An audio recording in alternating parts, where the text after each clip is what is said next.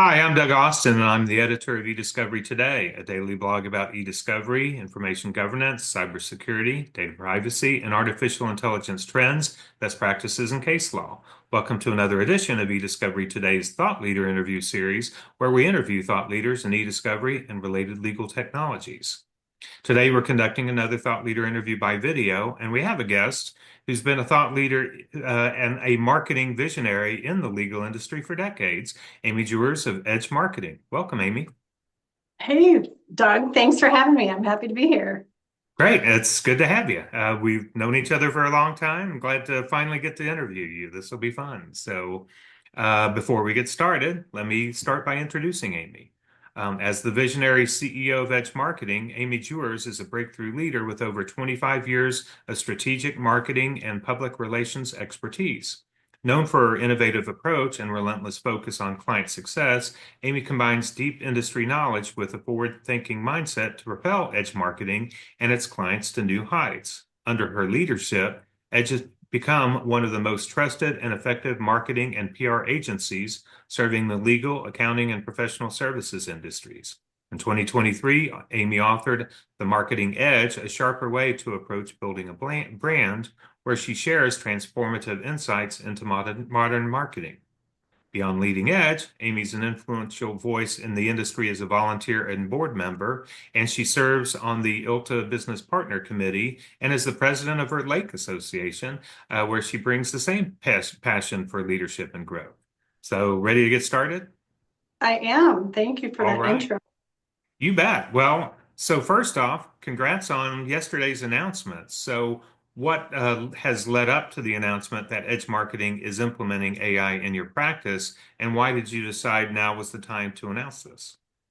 Yeah, when AI was announced, what was it, November of 2022, my team and I obviously tuned into all of that. And we were like, okay, what is this? What's happening here? And how is it going to impact us? And we just kind of kept an eye on it. And in the spring of 23, we really felt like, okay, kind of like when social media started coming into our world. We're like, what is this? Is this really going to stick? And should we use it? And it's kind of that same analysis that we went through in our heads and then as a team. And we figured, okay, it's here, but we didn't feel that there was enough trust in the software yet in terms of what it could do and the impact. And plus, we were kind of testing it on the side, and the kind of content that was coming out of like a chat GPT was just, in our opinion, terrible. It wasn't authentic, and it was, it really just was not what we really hoped it would be, if you will. Plus, it wasn't, it was a chat universe, so we didn't want to be putting, information and data out into the universe that shouldn't be there quite yet. And so really kind of looked into it and just said, let's just wait and see still, and keep experimenting a little bit on the side. And then this past summer, I went to a conference that, I heard Ian Bremmer speak, and he's a global political analyst, and he's on CNN and all the big, MSNBC stations, et cetera. And he was talking about the impact of AI in business and how, like, the USA is a leading force in AI. China's kind of sneaking up on us, but yeah, this is not going away. This is going to change how people work. And I just went, okay, time to hit the road and run with this. So I started doing a lot of research to try and find a software that would work for us in terms of, security and being, authentic and only using our client's brand voice. And Doug, I searched high and low, and I was getting really frustrated, quite honestly, because I couldn't find it. And I'm like, we're going to have to build this. We're going to have to build it ourselves. And my background is in management information systems before I got into marketing and data analytics. And I'm like, okay, I can do this.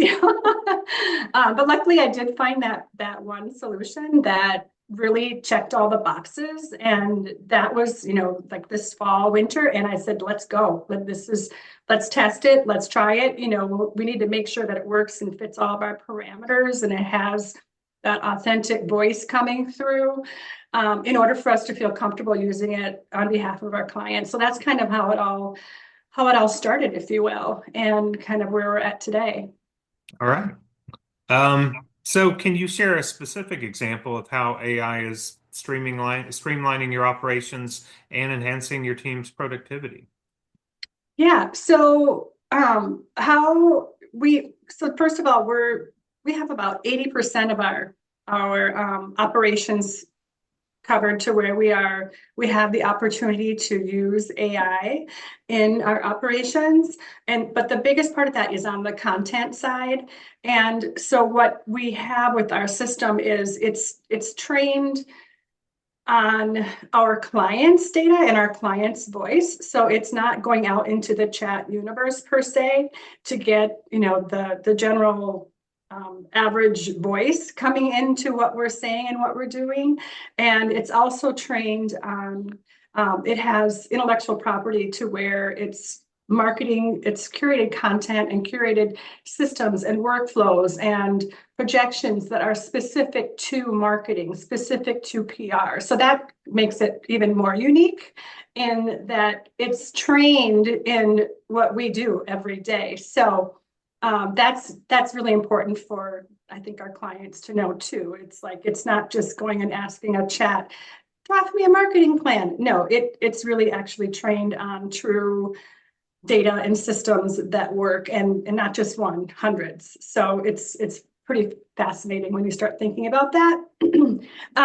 And so it's what we do is we get the system trained, and you can imagine like a startup, they don't have a lot of data yet. They don't have a lot of articles and white papers and blog posts and things of that nature. But a bigger, larger global corporation, we just have a plethora of data that we can pull into it that is becoming part of that knowledge base, if you will, based on that specific client. And so if you think about all of that intelligence that's living in our system that is specifically for that client, it just helps us more easily analyze, extract, and create whatever we need to do. And it's just phenomenal. Like we didn't want, I was actually talking to a client today. We do their digital advertising on LinkedIn and Google for them. And I'm just kind of sitting in on the calls and whatever else. And we were talking about Edge and this announcement and he said, yeah, I did a press release on ChatGPT the other day. And I'm like, no, you didn't, don't. Because what's important to us is our clients' confidentiality. If we're working on something like a press release announcing of a launch of a product, announcing a merger acquisition, whatever it would be, we can't have that go and be fed back into the universe. We need to keep that confidential. So operationally, and productivity wise, we're very comfortable working in this system because it is just dedicated basically to us. So yeah, it's just the efficiencies, which we all have been, reading about and whatever. It's just phenomenal. And it's almost like having a clone, really, quite honestly, which has been part of my bio for many years. But now I can say, well, I actually do have a clone, and it's our AI system because it just really, it's like having, doubling your staff, if you will. So it's pretty crazy. Yeah, nice. Yes, indeed. I've yet to find an AI model that throws in dad jokes and see what I did there. So haven't found one quite in my voice yet, but we'll see what's what. I was going to ask you a question about confidentiality, but I think you've covered that pretty well. So instead, I think I'll ask you about something from your press release where Edge emphasized management by your experienced team. So how do you find the right balance between leveraging AI's capabilities and ensuring that human expertise remains central to delivering authentic and high quality results? Yeah, well, kind of like if when AI first came out, like chat or whatever, and you'd say, write me an article on the top 5 things that you need to know about eDiscovery, you would go, oh, this is terrible. So we see AI not as a doer, but as an enabler.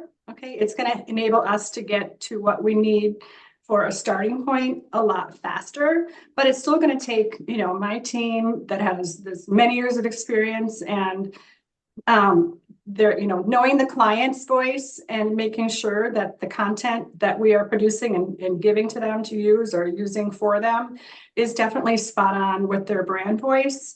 It's accurate. And it should be accurate because we're the ones feeding it the information anyways. It doesn't, by the way, speaking of, I'm just going to touch on security, one more little smidget, if you don't mind. No But worries.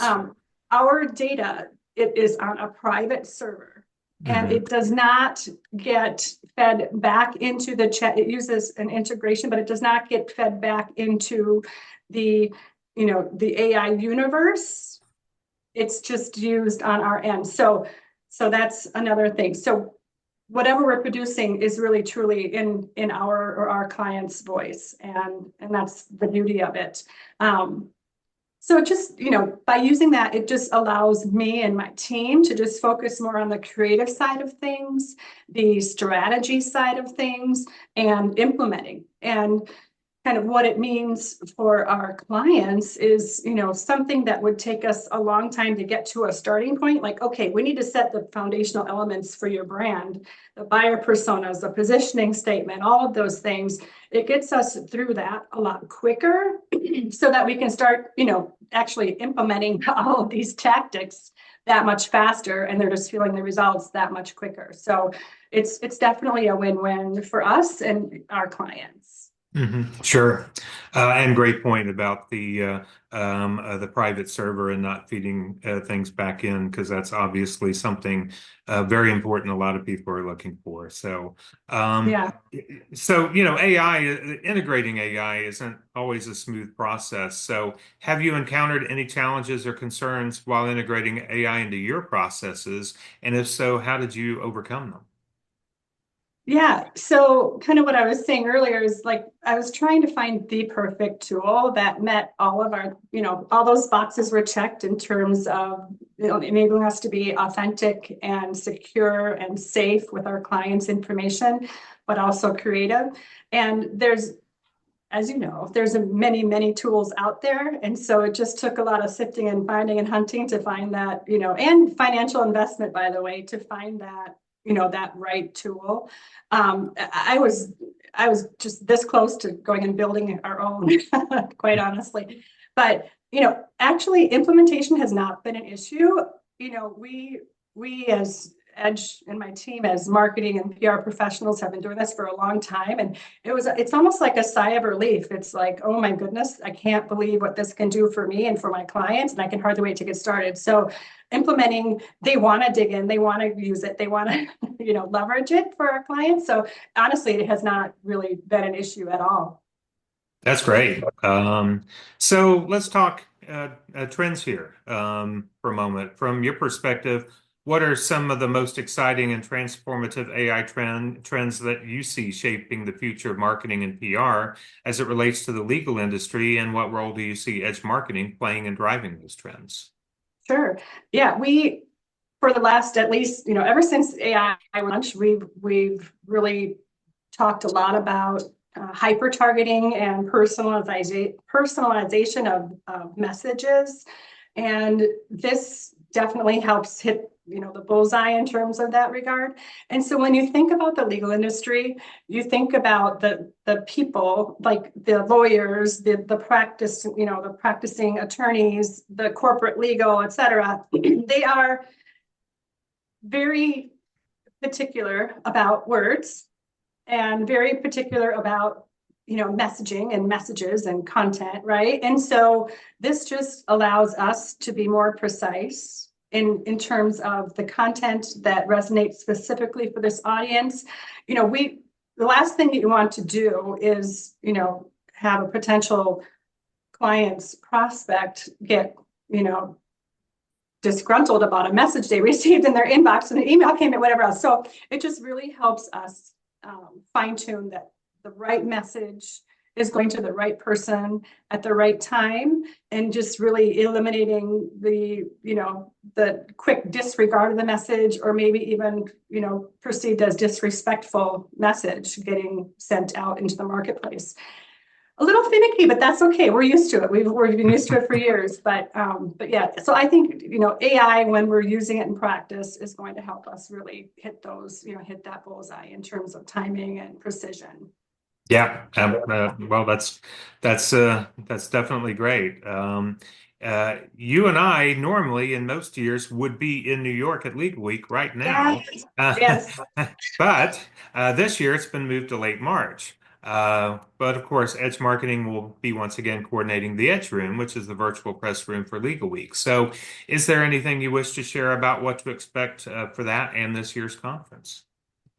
Yeah, I think you're going to have a lot more happier marketers this year, just because it is in March, it's not in January. I just, for many years, the Edge team and our, anybody that's in the world of marketing, holidays are not fun, because guess what's coming? Because it's just a lot of work preparing for this Right. conference, and also, it's cold, the nights are long, whatever. But it's moving it to March just gives everybody more time, to prepare and get ready for those launches and big promotions. And it's really almost like a legal marketer's dream that it's in March, even though it might conflict with a few spring breaks. But I mean, when you're always going to have some kind of conflict no matter what. Right. And yeah, and so as far as the Edge Room itself, we launched it on Friday, and so it's open to exhibitors and sponsors now. And we may or may not have some kind of announcement about that technology before Legal Week. So you're just going to have to keep your eyes and your ears open, and perhaps you will learn something about the Edge Room here in the coming weeks. So Okay. All that's right. all I have Well, to say about that. that sounds like that sounds like something to come. No spoiler alert yet, but definitely we'll be intrigued to see what you all have to say about that and what's coming down the pike. So, final question that I typically ask most people: is there anything else you'd like for our audience to know about what you and the Edge marketing team are doing? Yeah, I mean, we did the brand refresh, right? Which you can see on my screen over here. There we go, up in that corner. And Beautiful logo. Really looks great. So, thank you so much. Yeah, and we redid the website, all of our branding, actually. We know anybody that's ever done that knows how much work it is. So we're very happy to get that across the finish line. And then obviously the use of AI and enabling ourselves with AI, and just, I guess it's scary, right? But it's also exciting. And I was honestly just a little bit like wondering, how are our clients going to react to this? Are they going to be excited? Are they going to be scared? I didn't know. And actually, the response so far is positive, so that's fantastic. And my team is super excited to get this rolling, and publicly use it, if you will. And we're just really happy to share or answer any questions that our clients or potential clients or anybody in the industry has. And it's just really exciting to think about how it's going to shape the future and of our agency, this agency, and the world of marketing. And we hope that the end goal is to basically just make sure that our clients are getting the results that they really want from us. And we've always been, partners with them, right? And so it's a win-win. They win, we win, we keep working together, et cetera. And so I'm really just hoping that the partnerships continue in terms of growing and just really feeling the impact and the results of these campaigns that are really truly going to resonate with the audience, and using this data and using this information to our clients' advantage just really gets us very, very excited. I can imagine. So yeah, it'll be interesting to see how that develops, and I'm sure that you're going to find an interesting year in terms of how you Yeah. work Oh, with your it's the clients year, using these new it's our capabilities. bold new era. It's our bold new Right? It era. is. It's a bold new era for all of It's us. very So bold. yeah, You know, and we're in a great, kudos to you. Kudos to you for embracing it. So thank you. Yeah, and very smart. speaking, wait, there's more. One, speaking of kudos, Doug, I want to say, I remember when you came to me and you pitched the concept of eDiscovery today to me. That sounds great, and you'd be the perfect person. So I want to say kudos to you for building this community, building this channel of communication to the market. And it's invaluable. And, hat tip to you for all the success that you've had too. Well, thanks, Amy. The check's in the mail, and no, I'm just kidding. But no, I appreciate it. Well, you've been great to work with because obviously some of your clients are my clients, and obviously the industry is a big community, and so that's very important to me, and I can obviously very important to you as well, as I've known of you over the years. So I want to thank my guest, Amy Juers of Edge Marketing. Thanks, Amy, for being here. Thank you. And I want to thank all of you for tuning in to another edition of eDiscovery Today's Thought Leader Interview Series. See you next time on the eDiscovery Today Video Network. Goodbye. Bye, everybody.